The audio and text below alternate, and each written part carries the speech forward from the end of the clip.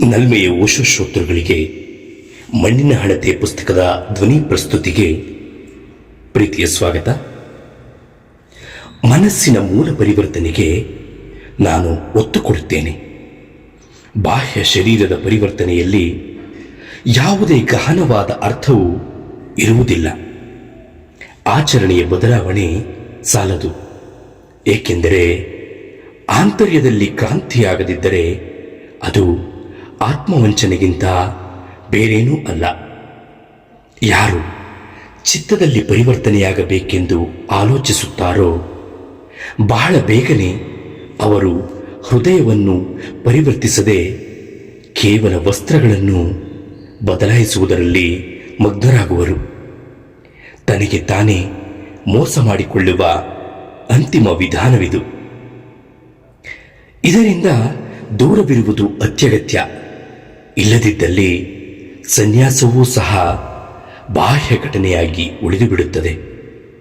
ಸಂಸಾರವೇನೋ ಬಾಹ್ಯವಾದುದು, ಆದರೆ ಸನ್ಯಾಸವು ಬಾಹ್ಯವಾದಲ್ಲಿ ಜೀವನವು ಬಹಳ ಅಂಧಕಾರಮಯ ಹಾದಿಗಳಲ್ಲಿಯ ತಿರುಗಾಟವಾಗಿ ಬಿಡುತ್ತದೆ. ವಾಂಛೆಗಳ ದಾರಿಯಂತೂ ಅಜ್ಞಾನವೇ ಸರಿ, ಆದರೆ ತ್ಯಾಗವೂ ಸಹ ಬಾಹ್ಯವಾದಲ್ಲಿ ಅದು ಇನ್ನೂ ಅಜ್ಞಾನಮಯವಾದ ಮಾರ್ಗದಲ್ಲಿಯೇ ಕೊಂಡೊಯ್ಯುತ್ತದೆ. ವಾಸ್ತವದಲ್ಲಿ ಚೈತನ್ಯದ ಸ್ವಯಂನಿಂದ ಬಾಹ್ಯದಲ್ಲಿ ಇರುವುದೇ ಅಜ್ಞಾನ ಮತ್ತು ಅಂಧಕಾರ.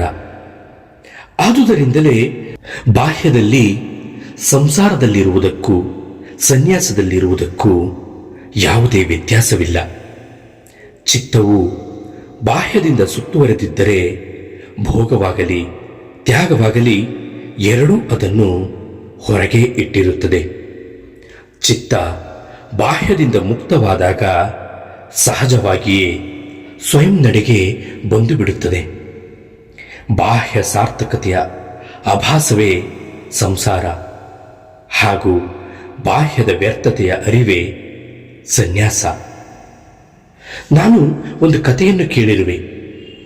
ಒಂದು ನಗರದಲ್ಲಿ ಒಂದೇ ದಿನ ಇಬ್ಬರು ಸಾವನ್ನಪ್ಪಿದರು. ಅದೊಂದು ಅಪೂರ್ವ ಘಟನೆಯಾಗಿತ್ತು. ಸತ್ತವರಲ್ಲಿ ಒಬ್ಬನು ಯೋಗಿ, ಮತ್ತೊಬ್ಬಳು ವೇಶ್ಯೆ. ಇವರಿಬ್ಬರು ಒಂದೇ ದಿನ ಒಂದೇ ಗಳಿಗೆಯಲ್ಲಿಯೇ ಸಂಸಾರದಿಂದ ದೂರ ಸರಿದಿದ್ದರು. ಇವರಿಬ್ಬರು ಒಂದೇ ನೆರೆಹೊರೆಯಲ್ಲಿ ಇದ್ದವರು. ಇವರಿಬ್ಬರು ಜೊತೆಯಾಗಿಯೇ ಜೀವಿಸಿದ್ದರು ಹಾಗೂ ಜೊತೆಯಾಗಿಯೇ ಸತ್ತಿದ್ದರು. ಇನ್ನೊಂದು ಗಹನವಾದ ಆಶ್ಚರ್ಯವೂ ಇತ್ತು. ಅದು ಅವರಿಬ್ಬರಿಗೆ ಮಾತ್ರವೇ ಗೊತ್ತಿತ್ತು. ಅವರು ನಿಧನವಾಗುತ್ತಿದ್ದಂತೆಯೇ ಅವರನ್ನು ಕೊಂಡೊಯ್ಯಲು ಮೇಲಿನಿಂದ ದೂತರುಗಳು ಬಂದರು. ಬಂದ ದೂತರು ವೇಶ್ಯೆಯನ್ನು ಸ್ವರ್ಗದೆಡೆಗೆ ಮತ್ತು ಯೋಗಿಯನ್ನು ನರಕದ ಕಡೆಗೆ ಕೊಂಡೊಯ್ಯುತ್ತಿದ್ದರು.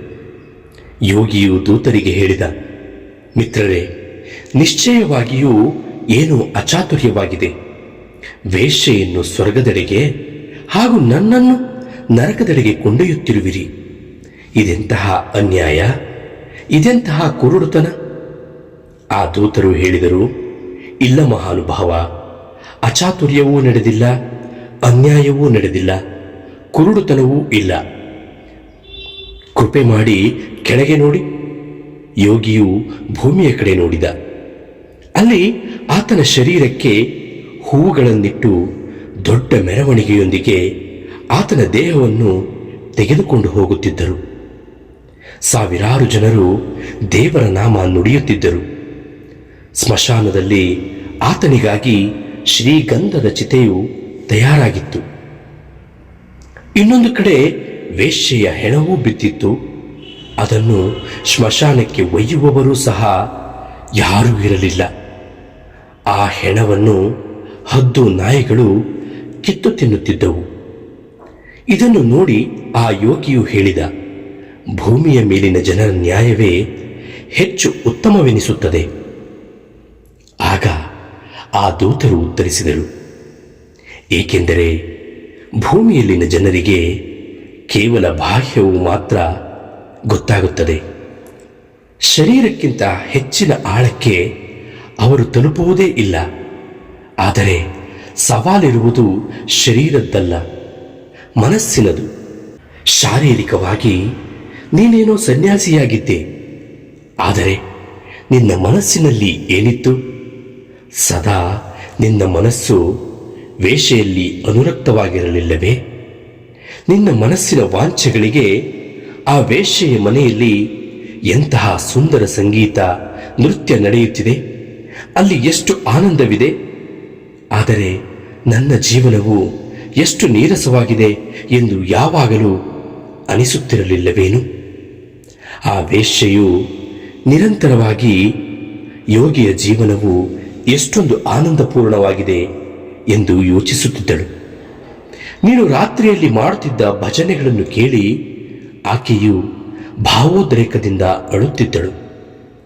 ಇತ್ತ ಕಡೆ ನೀನು ಅಹಂಕಾರದಿಂದಲೇ ತುಂಬಿ ಹೋಗುತ್ತಿದ್ದೆ.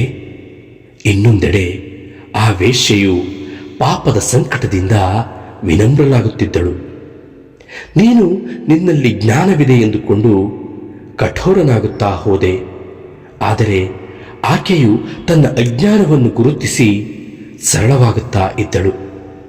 ಕೊನೆಯಲ್ಲಿ ನಿನ್ನ ಅಹಂಕಾರಗ್ರಸ್ತ ವ್ಯಕ್ತಿತ್ವವು ಉಳಿಯಿತು, ಹಾಗೂ ಆ ವೇಶ್ಯೆಯ ಅಹಂಕಾರವು ಇಲ್ಲವಾಯಿತು.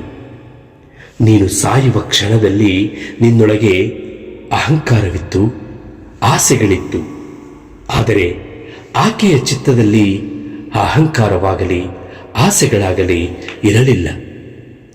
ಆಕೆಯ ಚಿತ್ತವು ಪರಮಾತ್ಮನ ಬೆಳಕಿನಿಂದ, ಪ್ರೇಮ ಮತ್ತು ಪ್ರಾರ್ಥನೆಯಿಂದ ಪರಿಪೂರ್ಣವಾಗಿತ್ತು.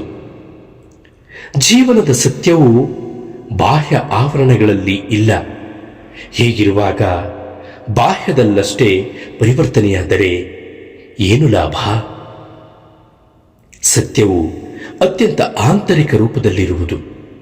ಅದನ್ನು ತಿಳಿಯಬೇಕಾದರೆ ವ್ಯಕ್ತಿತ್ವದ ಪರಿಧಿಯ ಮೇಲಲ್ಲ, ಕೇಂದ್ರದ ಮೇಲೆ ಶ್ರಮ ಹಾಕಬೇಕಾಗುತ್ತದೆ. ಆ ಕೇಂದ್ರವನ್ನು ಕಂಡುಕೊಳ್ಳಿ. ಹುಡುಕುವುದರಿಂದ ನಿಶ್ಚಯವಾಗಿಯೂ ಅದು ದೊರೆಯುತ್ತದೆ, ಏಕೆಂದರೆ ಅದು ನಮ್ಮೊಳಗೆ ಅಡಗಿಕೊಂಡಿದೆ. ಧರ್ಮವೆಂದರೆ ಪರಿಧಿಯ ಪರಿವರ್ತನೆಯಲ್ಲ, ಅದು ಅಂತಃಕ್ರಾಂತಿ. ಧರ್ಮವೆಂದರೆ ಪರಿಧಿಯಲ್ಲಿ ನಡೆಯುವ ನಾಟಕವಲ್ಲ, ಕೇಂದ್ರದಲ್ಲಿ ಹಾಕುವ ಶ್ರಮ.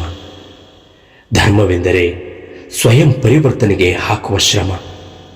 ಆ ಶ್ರಮದಿಂದಲೇ ಸ್ವಯಂ ಎನ್ನುವುದು ಇಲ್ಲವಾಗಿ ಸತ್ಯದ ಉಪಲಬ್ಧಿಯಾಗುತ್ತದೆ. ನನ್ನ ಈ ಪ್ರಯತ್ನ ನಿಮಗೆ ಇಷ್ಟವಾದಲ್ಲಿ ಈ ವಿಡಿಯೋವನ್ನು ನಿಮ್ಮ ಗೆಳೆಯರೊಂದಿಗೂ ಹಂಚಿಕೊಳ್ಳಿ. ವಿಡಿಯೋಗೆ ಒಂದು ಲೈಕ್ ಕೊಡಿ. ನನ್ನ ಚಾನಲನ್ನು ಸಬ್ಸ್ಕ್ರೈಬ್ ಮಾಡಿಕೊಳ್ಳಿ.